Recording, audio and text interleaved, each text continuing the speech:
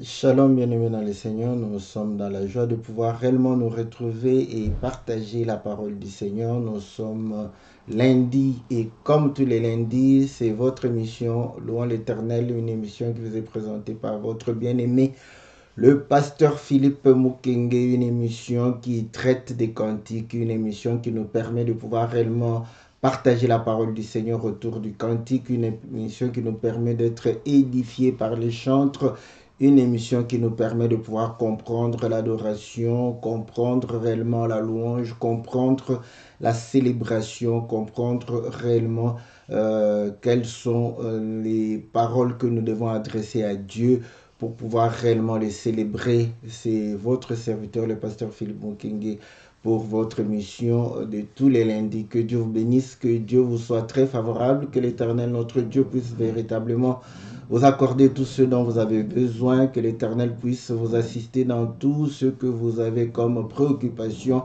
que l'Éternel puisse accomplir réellement vos désirs, que l'Éternel puisse vous accorder son assistance, puisse vous donner la victoire, puisse vous donner la guérison dans le nom puissant et glorieux de notre Seigneur Jésus. Vous le savez, c'est une émission qui nous permet de pouvoir suivre le cantique. Après cela, nous allons pouvoir réellement partager la parole. Salutations à tous les bien-aimés qui sont éparpillés au travers le monde. Nous pensons à ceux qui sont en Afrique, nous pensons à ceux qui sont en Asie, en Océanie, en Europe, en Amérique. Que le Seigneur vous soit très favorable. Nous saluons particulièrement nos bien-aimés frères et sœurs de l'île de la Réunion, que le Seigneur leur soit favorable, que le Seigneur leur soutienne, que le Seigneur puisse les assister, que le Seigneur puisse réellement leur accorder la paix, la joie que le monde ne peut recevoir. Salutations à tous ceux qui aiment le Seigneur et qui s'adonnent au Seigneur. Que le Seigneur vous soit très, très favorable. Bien-aimés dans le Seigneur, nous allons comme d'habitude, sans plus tarder, pouvoir réellement passer, n'est-ce pas, au cantique. Notre émission est intitulée Jésus poussa de nouveau un grand cri tiré du cantique de notre frère Harim Gad qui a chanté avec le bien-aimé Manassé. Et le frère Harim Gad nous a quittés il y a, je crois, 2 ans, en 2019. Il nous a quittés, il nous a précédés. C'est en son honneur, en hommage, n'est-ce pas, à la grâce que le Seigneur lui a accordée. C'est comme ça que nous avons voulu, avec le bien-aimé Manassé, pouvoir faire un clip comme ils avaient déjà fait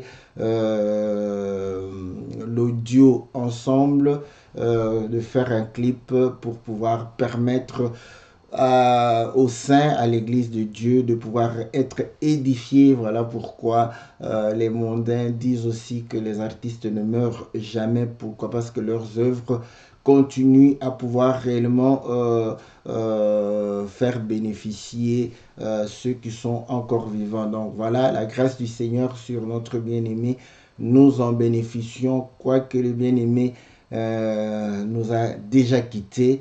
Nous croyons que ceci, c'est aussi pour comprendre que quand vous avez un don, mettez-le à la disposition des frères et sœurs. Cela leur permettra de pouvoir être édifiés, même si vous n'êtes plus là. Le Seigneur pourra les édifier, le Seigneur pourra les bénir au travers la grâce qu'il accorde à chacun de nous. Voilà, bien aimé dans le Seigneur, c'est comme ça que nous disons, vous voyez, soutenez toujours les chantres. Ça nous permet de pouvoir réellement les aider et pouvoir réellement bénéficier des clips. Et avec les clips, nous bénéficions, n'est-ce pas, dans cette émission pour pouvoir réellement parler de la part du Seigneur. Donc, le cantique est intitulé Le second cri. Et nous avons pris l'écriture dans la Bible qui dit que Jésus poussa de nouveau un grand cri.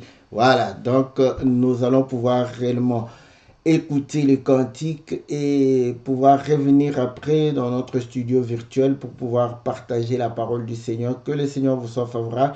Que le Seigneur vous bénisse dans le nom précieux et glorieux de notre Seigneur Jésus. Amen.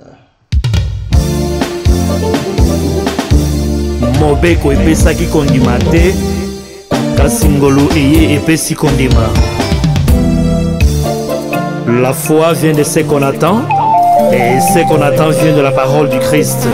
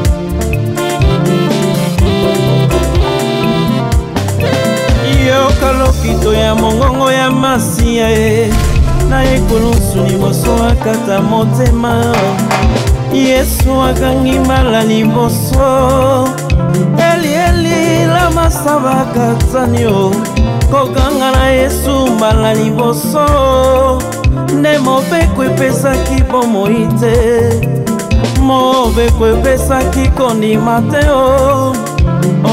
kondima liloba na Nzambe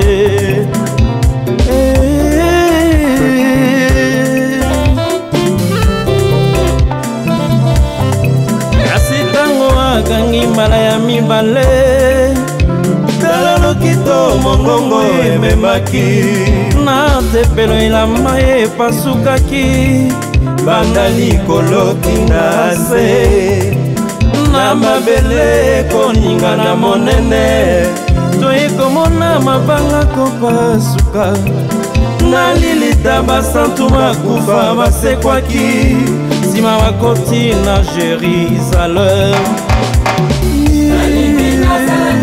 nalingi nazala kasi na liloba na yo na liloba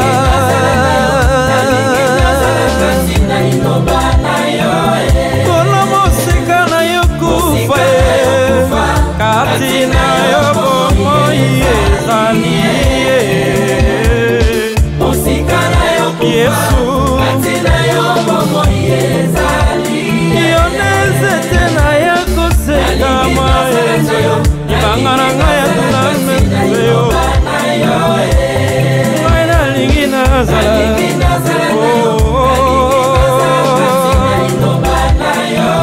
mosika na yo kufa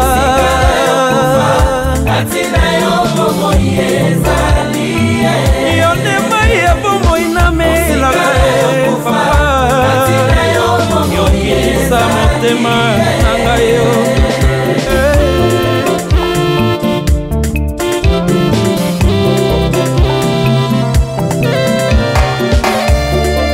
boganga na Yesu mbala ya mibale epesinga kondima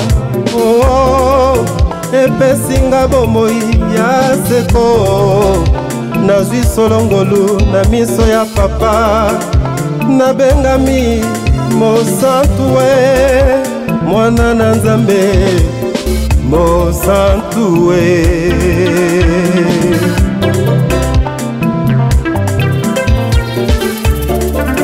soki oyoki parole de la grâce esengeli obima kati na bawa otalisa bomoi ya aliloba Lazara yoka mongongo nakunda bima bokoyeba solo ekokangola bino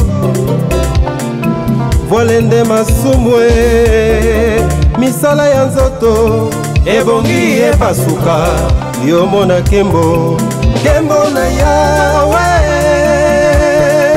kembo na Yawe. Oh,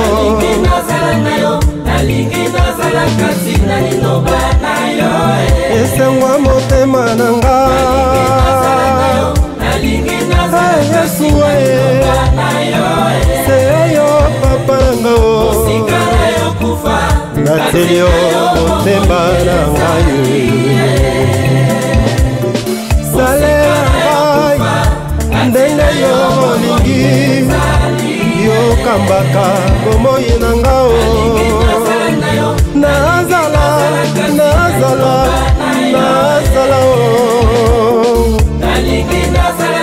singanga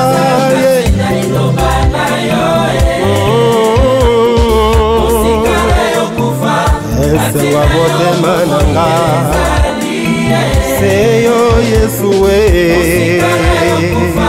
kati na yo bomoi ezali ye.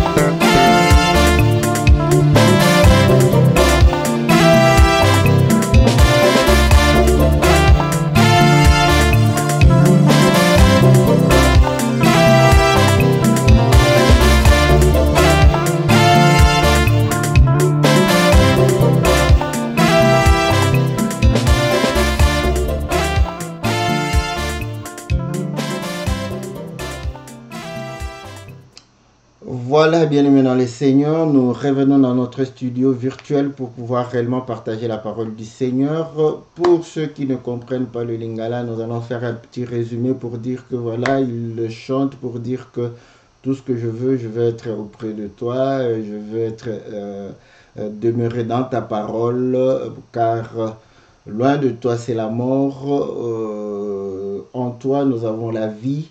Et donc voilà, c'est qu'il est en train de pouvoir chanter. Et là, il va pouvoir chanter pour dire que le Seigneur à la croix, il va pouvoir crier dans un premier temps pour dire Eli, Eli, lama sabachthani, mon Dieu, pourquoi m'as-tu abandonné? Et lorsque il a crié ainsi, il va pouvoir dire que ceci représente réellement la loi qui ne donna pas la vie, donc parce que la loi n'avait pas apporté la vie. Cependant, quand il va crier pour la deuxième fois, on va voir le voile du temple se déchirer de haut en bas, et puis les rochers vont pouvoir réellement s'effondrer, donc parce que la terre va trembler et les morts, les saints qui étaient morts vont pouvoir ressusciter et sortir des tombeaux.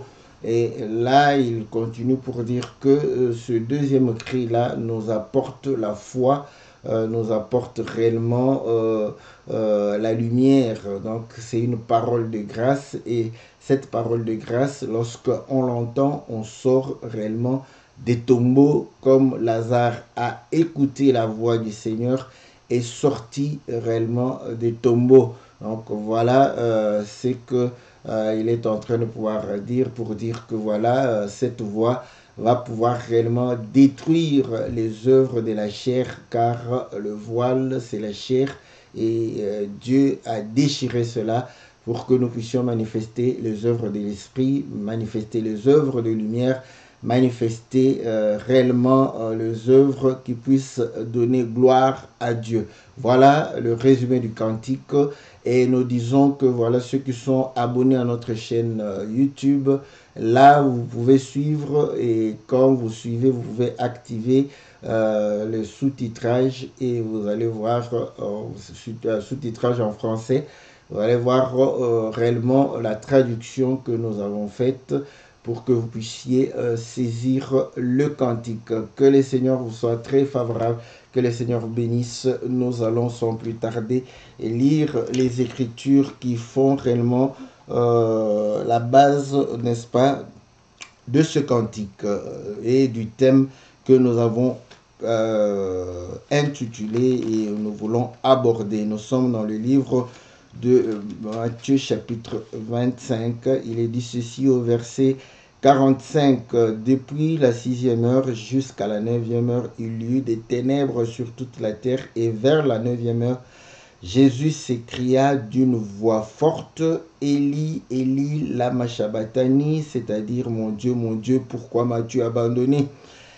Quelques-uns de ceux qui étaient là l'ayant entendu dire, il appelle Élie. Et aussitôt l'un d'eux courut prendre une éponge qu'il remplit de vinaigre, et l'ayant fixé à un roseau, il lui donna à boire. Mais les autres disaient, laisse, voyons si Élie viendra le sauver. Jésus poussa de nouveau un grand cri et rendit l'esprit. Et voici, le voile du temple se déchira en deux depuis le haut jusqu'en bas. La terre trembla, les rochers s'effondirent, les sépulcres s'ouvrirent, et plusieurs corps de saints qui étaient morts ressuscitèrent, étant sortis des sépulcres après la résurrection de Jésus. Ils entrèrent dans la ville sainte et apparurent à un grand nombre de personnes. Voilà les Écritures qui ont été exploitées par les bien-aimés Gad, Harim et le bien-aimé Manassé, Michel Manassé, que nous saluons et que nous bénissons, n'est-ce pas, pour sa disponibilité, pour pouvoir nous aider à pouvoir être édifiés par les cantiques. Que le Dieu le bénisse. Voilà, bien-aimés dans le Seigneur, lorsque nous lisons ici, nous voyons que le Seigneur va pousser deux grands cris, n'est-ce pas? Il va pousser dans un premier temps pour dire mon Dieu, pourquoi m'as-tu abandonné? Et là, nous voyons que effectivement Dieu est en train d'abandonner. Et nous avons toujours dit pourquoi Dieu abandonne le Seigneur. Et pourtant, dans le livre de Jean chapitre 2, lorsque le Seigneur arriva au temple, il va voir que les gens étaient en train de pouvoir vendre au temple. Il prendra un fouet, va pouvoir chasser tous les vendeurs et les échangeurs d'argent, et il va dire que ma maison est la maison de prière, donc pour démontrer que le temple devrait être pour la gloire du Seigneur. Et il va ajouter pour leur dire que détruisez ce temple et je vais le rebâtir dans 3 jours. La Bible dit qu'il parlait de son corps, donc Dieu habitait en lui. Donc quand Dieu l'abandonne, Dieu le quitte. Or, nous savons que dans le livre de Matthieu, chapitre, je crois, 2, lorsque le Seigneur va pouvoir visiter Joseph et Marie pour dire que il fallait que l'enfant soit amené en Égypte afin qu'il puisse éviter la rage de Hérode. L'Écriture dit ceci, lorsque il va pouvoir réellement sortir de l'Égypte. Au verset 15, il resta jusqu'à la mort d'Hérode, Matthieu chapitre 2, verset 15, afin qu'il s'accomplisse ce que le Seigneur avait annoncé par le prophète, j'ai appelé mon fils hors d'Égypte. Donc vous voyez que le Seigneur, n'est-ce pas, a été appelé hors de l'Égypte. Et il dit, j'ai appelé mon fils hors de l'Égypte. Écoutez, lorsque Moïse arriva en Égypte, le Seigneur va pouvoir lui dire ceci, de pouvoir se présenter devant Pharaon et de lui déclarer ceci dans Exode chapitre 4, au verset 22, tu diras à Pharaon, ainsi parle l'Éternel, Israël est mon fils, mon premier-né. Donc vous voyez, ici nous voyons que le Seigneur Jésus, qui est le fils qui a été appelé hors d'Égypte, n'est-ce pas, a été symbolisé par Israël qui est sorti de l'Égypte lorsque Moïse va le visiter pour pouvoir réellement lui apporter la bonne nouvelle.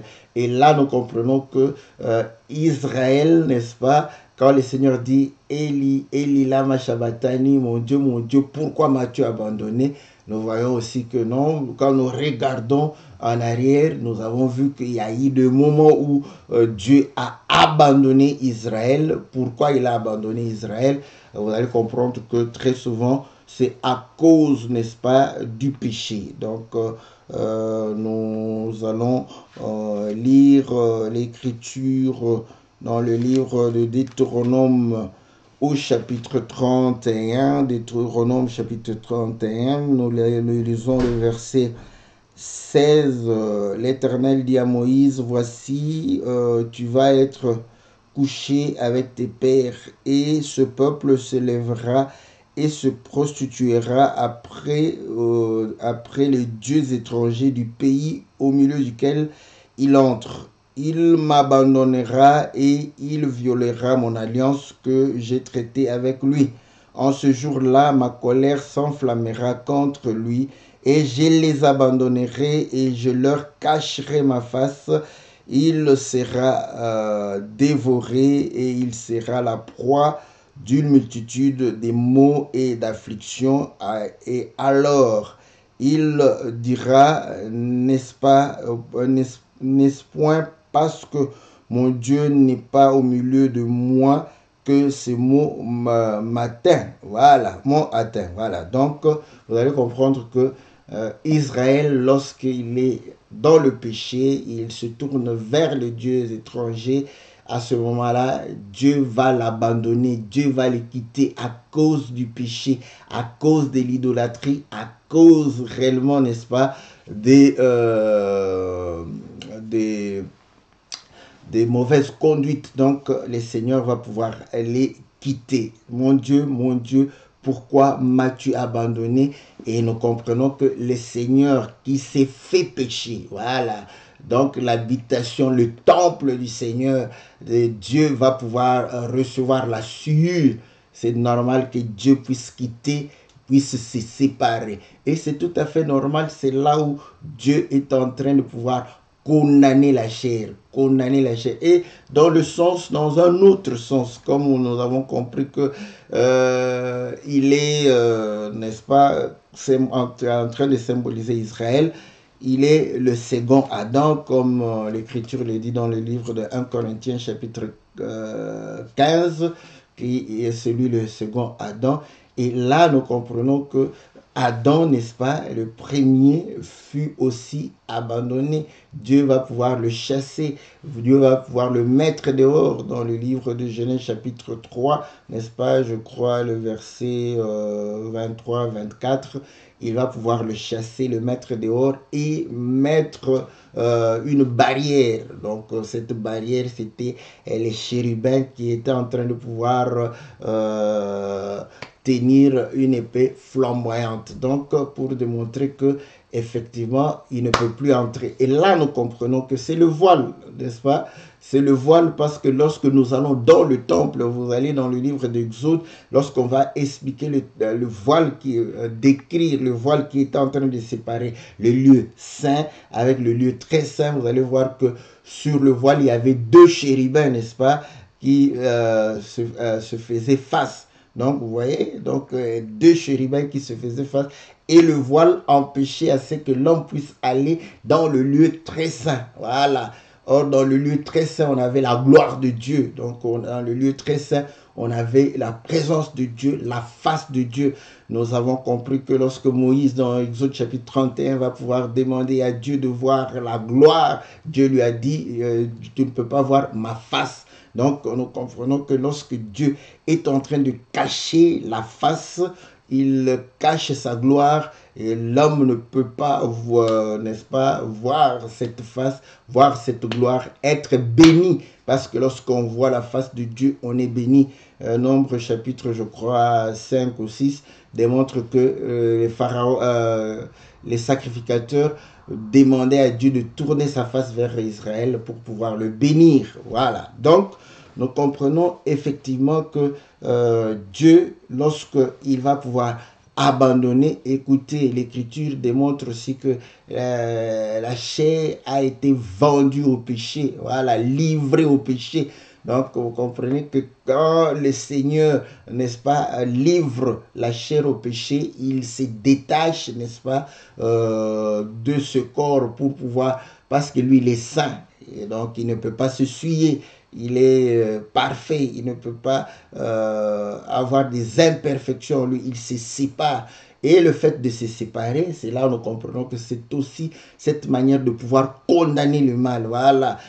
Quand on condamne le mal, on se sépare du mal. Romains chapitre 8 démontre que le Seigneur a porté une chair semblable à celle du péché pour condamner le péché dans la chair. Et condamner le péché dans la chair, c'est lorsque le péché, il s'est fait péché, il a porté nos péchés, il a porté nos infirmités, il va se séparer, n'est-ce pas, de cela pour les condamner, pour pouvoir réellement les anéantir, voilà, dans la chair. Et ainsi aussi, nous, comme enfants de Dieu, co-héritiers de Christ, nous devons condamner le péché en nous séparant du péché, en nous détachant du mal, en nous détachant des œuvres mortes, en nous détachant des œuvres de ténèbres. C'est comme ça que nous condamnons, c'est comme ça que nous nous conformons à la mort du Seigneur.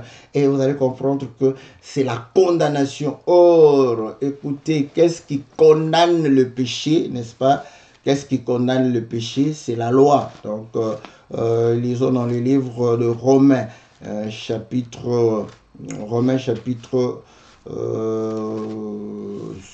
7, ou voilà, je vais essayer de pouvoir, voilà, Romains chapitre 7 au verset 13.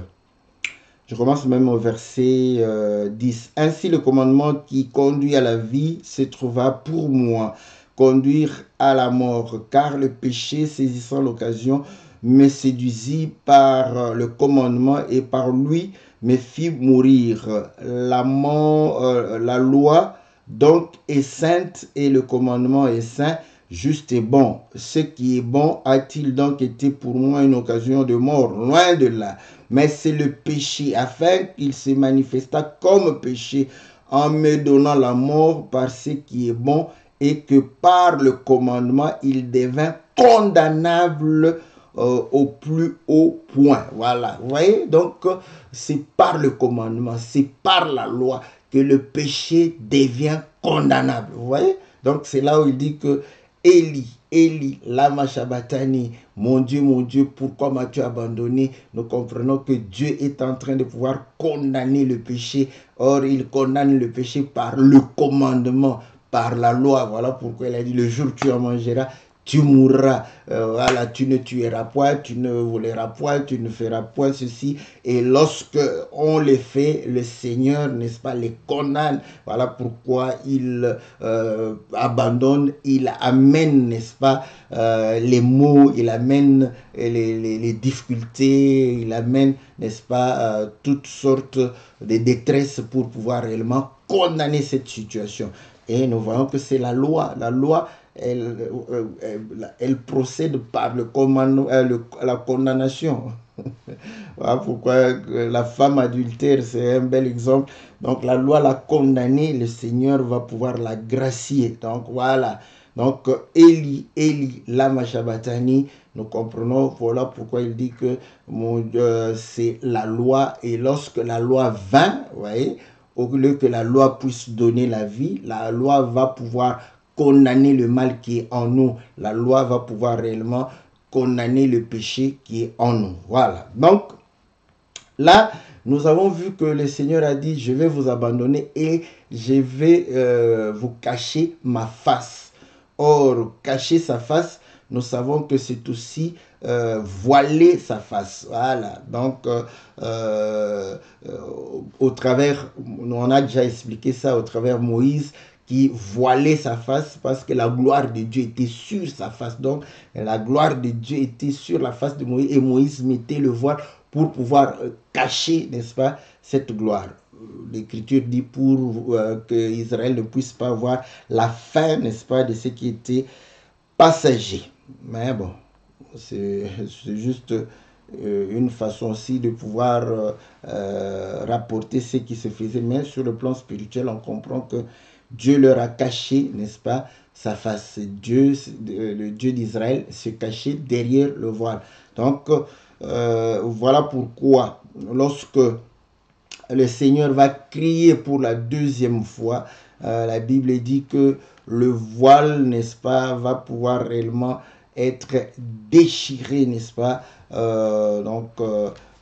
et les sépulcres vont s'ouvrir et les morts vont pouvoir ressusciter et sortir, n'est-ce pas, du tombeau. Écoutez, le Seigneur dans le livre de Jean chapitre 5, il dit ceci au verset, au verset 25. Il dit, voilà. En vérité, je vous le dis, l'heure vient et elle est déjà venue où les morts entendront la voix du Fils de Dieu et ceux qui l'auront entendu vivront, car le Père a la vie en lui-même, ainsi il a donné au Fils d'avoir la vie en lui-même. Donc vous comprenez que il démontre que l'heure est venue où les morts vont entendre la voix du Fils de Dieu. Et quand ils vont entendre cela, ils vont pouvoir réellement ressusciter d'entre les morts. Et c'est ce qui s'est passé à la croix. Il poussa de nouveau un grand cri, n'est-ce pas? Et là, il va rendre l'âme. Qu'est-ce qui va se passer? Le voile va se déchirer. Et en plus, les sépulcres vont s'ouvrir. Et ceux qui étaient dans le tombeau vont pouvoir ressusciter. Pourquoi ils ressuscitent? Parce qu'ils ont entendu cette voix-là. Donc, et là, nous comprenons que, mais comment ils ont entendu la voix? Jean chapitre 11, n'est-ce pas, nous donne l'indication. Nous sommes au verset 43, il est dit ceci. Ayant dit cela, il cria d'une voix forte, Lazare sort. Voilà. Vous voyez, il va pousser un grand cri encore pour dire Lazare, sors. Il va appeler Lazare et Lazare va pouvoir entendre sa voix et sortir, n'est-ce pas, des sépulcres, sortir des tombeaux. Écoutez, avant cela, il avait la conversation avec les sœurs de Lazare pour dire que voilà, il est la résurrection. Elles vont dire oui, nous croyons que voilà, tu es la résurrection, mais c'est au dernier jour que nous pouvons pouvoir ressusciter. Donc vous voyez, donc ceux qui ressuscitent, c'est parce qu'ils entendent. Et le Seigneur dit, celui qui croit en moi, même s'il meurt, il vivra. Donc, il va pouvoir réellement ressusciter d'entre les morts. Pour ressusciter d'entre les morts, il faut entendre. Et lorsqu'on entend, n'est-ce pas, on croit. Voilà, il est écrit, comment peuvent-ils invoquer le nom du Seigneur sans avoir cru? Comment pourront-ils croire sans avoir entendu? Comment entendront-ils s'il n'y a pas de prédicateurs?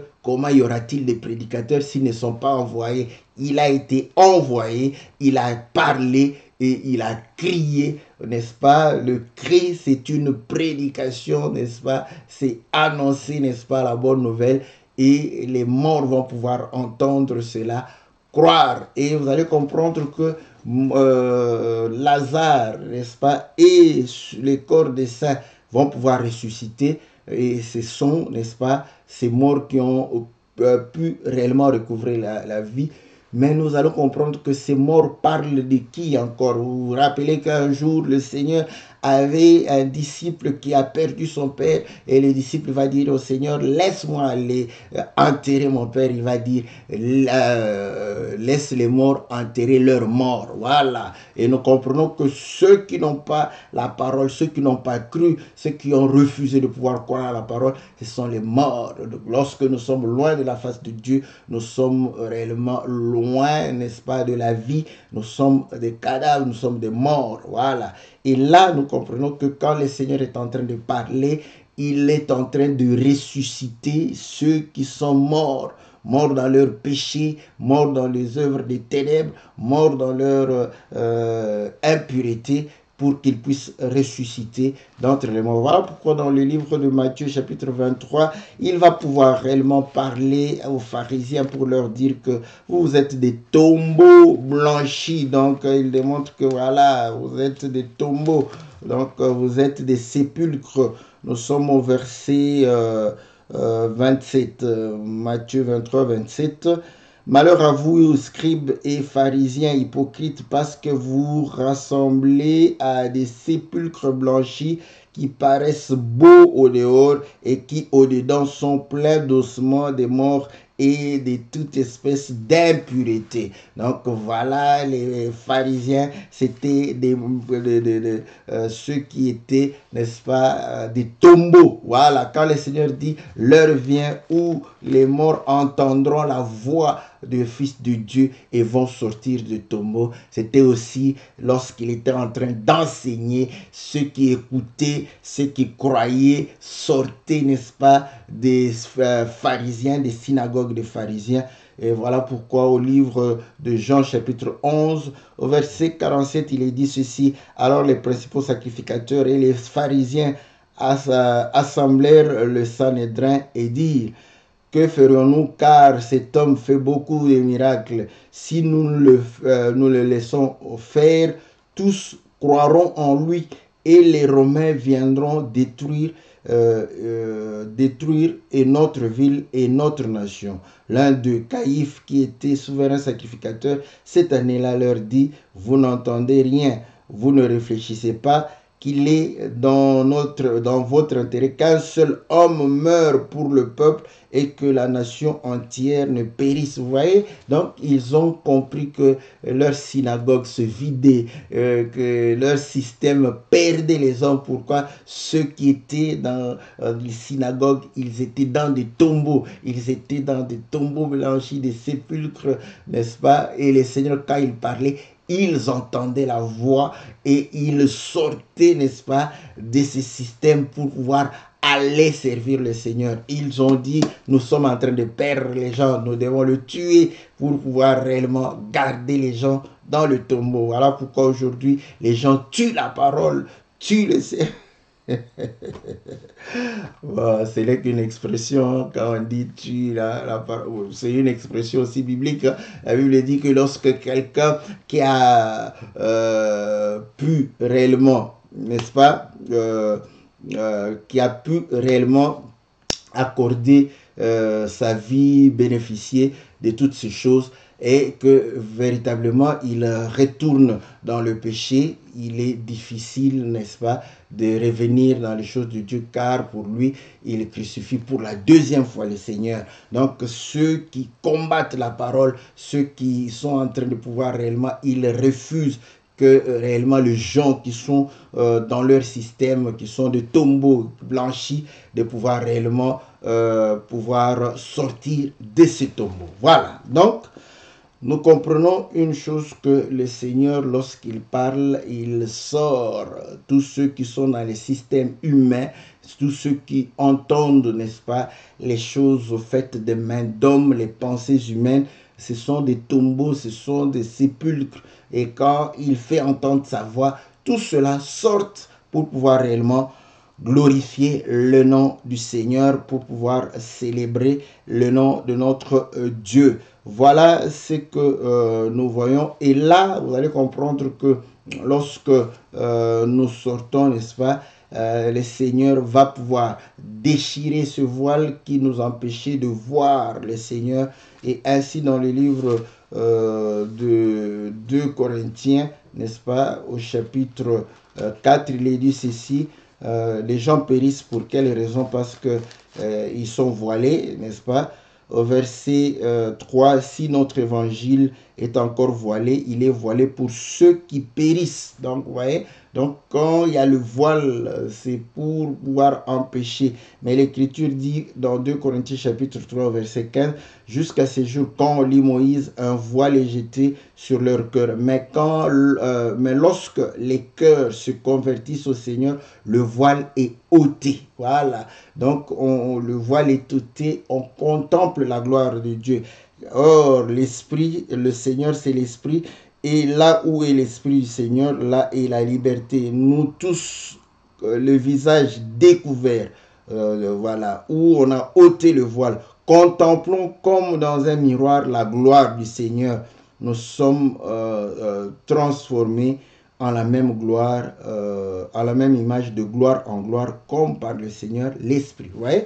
Donc, quand le Seigneur enlève le voile, nous contemplons la gloire, nous nous transformons à la même gloire. Et cette voile, ce voile-là, c'est aussi la chair. C'est la chair de Jésus, n'est-ce pas? Ça représente aussi notre chair qui nous empêche de comprendre, de saisir les choses de l'Esprit. Hébreux chapitre 10, n'est-ce pas, va confirmer au verset 19. Ainsi donc, frères, puisque nous avons au moyen du sang de Jésus une libre entrée dans le sanctuaire par la route nouvelle et vivante qu'il a inaugurée pour nous au travers du voile, c'est-à-dire de sa chair. Nous comprenons que voilà ce qui nous empêchait de pouvoir comprendre les choses de Dieu, saisir, voir la gloire de Dieu, c'est la chair. Donc il a anéanti la chair pour que nous ayons accès, n'est-ce pas, aux choses, n'est-ce pas, aux choses célestes, que nous ayons accès au sanctuaire, que nous puissions comprendre, que nous puissions voir la face de Dieu, que nous puissions voir la gloire de Dieu. Et ici, Paul va pouvoir le dire autrement.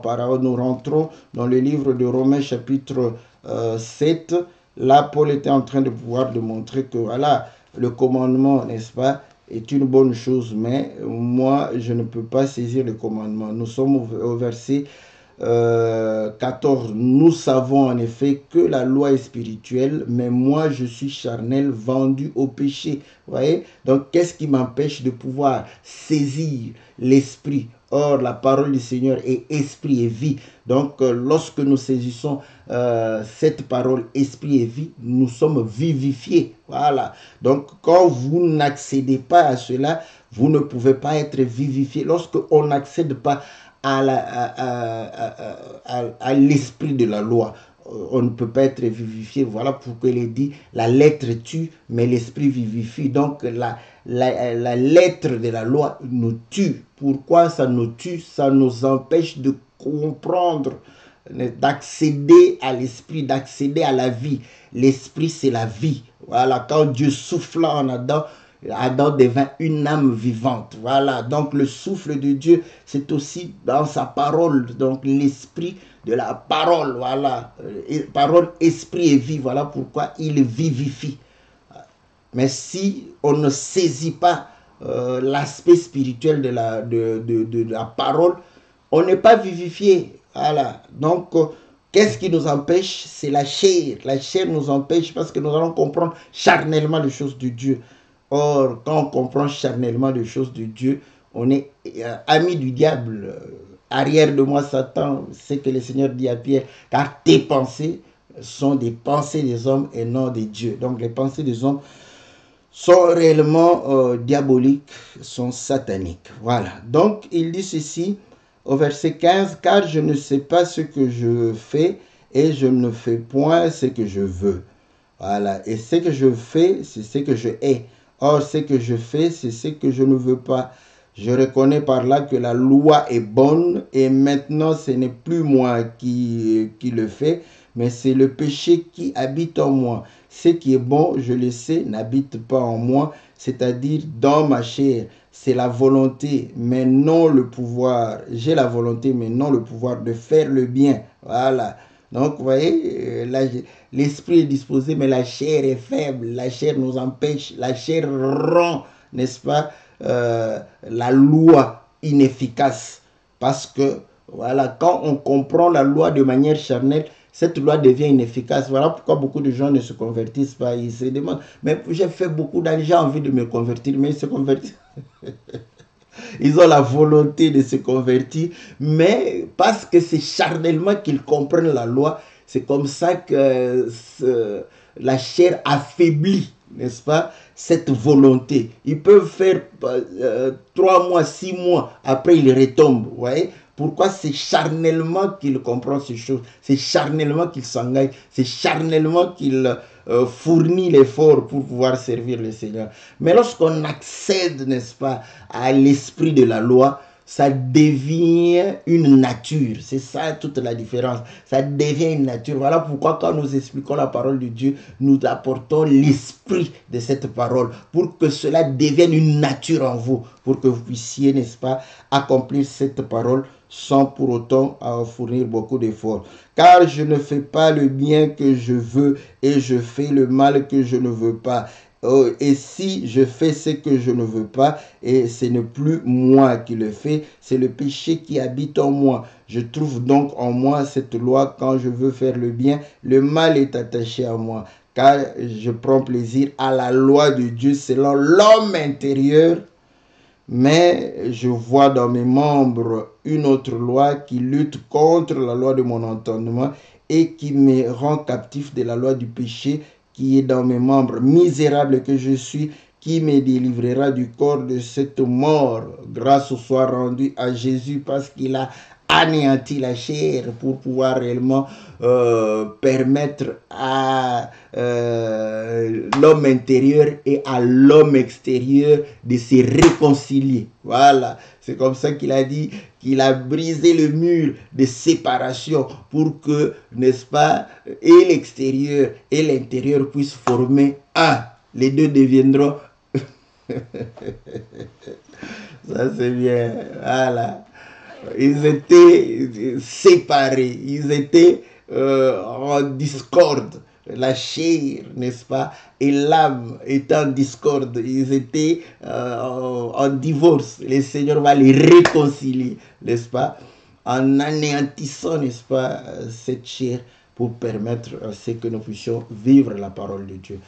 Voilà, bien-aimés dans le Seigneur, que le Seigneur vous soit très très favorable, que le Seigneur vous bénisse, comme nous l'avions dit. Ne vous empêchez point de pouvoir soutenir, n'est-ce pas, nos chantres, parce qu'ils ont besoin de votre soutien et donner, et nous allons pouvoir réellement les soutenir. Vous voyez, nous avons fait cela, ça nous permet, et là nous disons ceux qui vont pouvoir réellement suivre dans notre chaîne YouTube, ils vont pouvoir réellement activer le sous-titrage et ils pourront comprendre, n'est-ce pas, le cantique parce que nous l'avons traduit en français.